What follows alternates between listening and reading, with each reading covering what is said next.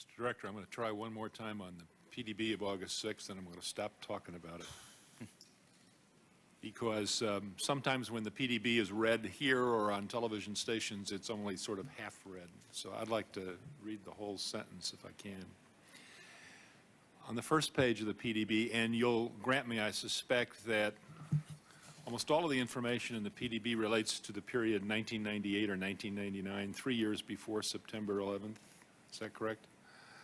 Most of the data is in this time period, and the second page, as you know, is more current data as a result of the specific walk-in that comes in, that there is a CSG held on May 15th through May 16th, and then there's this specific data about surveillance in New York. So there's most of it at the front end is historical in nature, or its background is what I'd call it, older data, and then you flip the page and you get to more current data. Okay.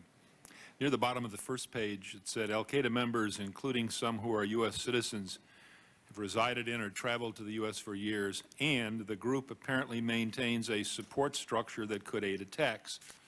If we are to credit Tom Picard's testimony yesterday, the 9/11 plotters, in fact, did not turn to any group of supporters within the United States to aid their attacks. Is that correct? I think to the best of our knowledge, that's true. But okay. What the analyst was thinking about there was the fact that some of the defendants in the East Africa bombing trial had resided in the United States at one point in their past. Right. So she was connecting dots, if you will. Right.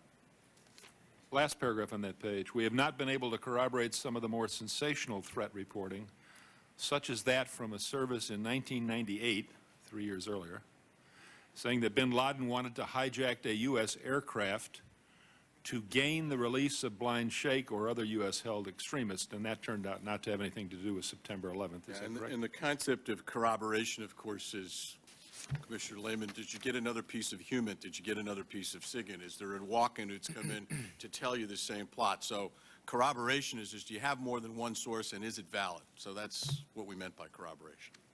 At the top of the second page, nevertheless, FBI information, so this is something coming to you from the FBI, not yours self-generated, since that time indicates patterns of suspicious activity in this country consistent with preparations for hijackings or other types of attacks.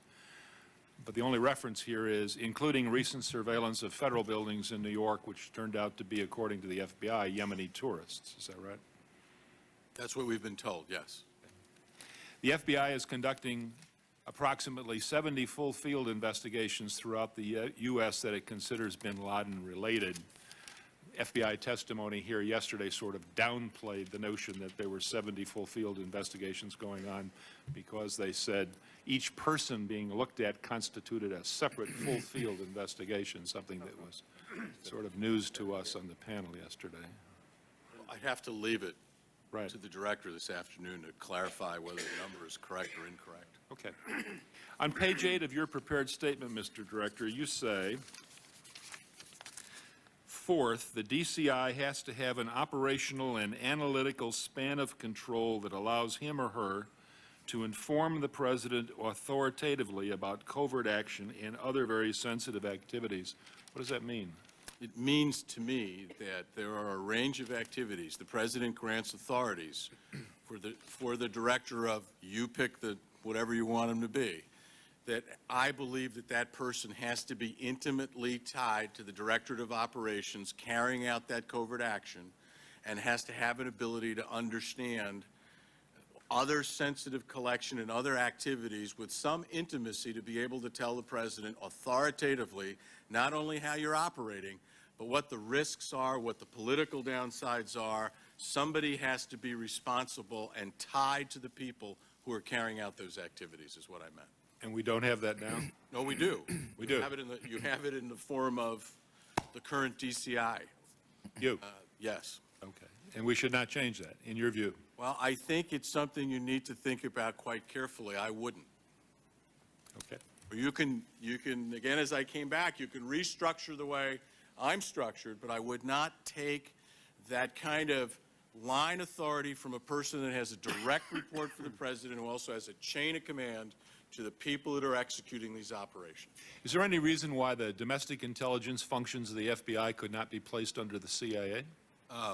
Lots of good historical reasons, lots of privacy reasons, just lots of reasons, sir. I think that this is not appropriate. I would not want to be in a position where the DCI, given our statutory framework, our laws, our privacy, our history, I don't think it's appropriate.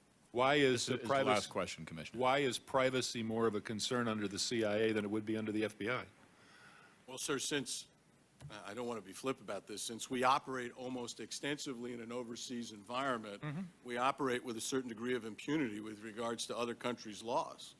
Since we're operating clandestinely and collecting clandestinely, and we're not going to a judge to tap somebody's whatever we're doing or launching surveillance, it's a different context for us. But you could do what the FBI does now, right? Probably not, sir. Couldn't. Okay. Thank you, Mr. Director. Not with the criminal arrest, legal and other things.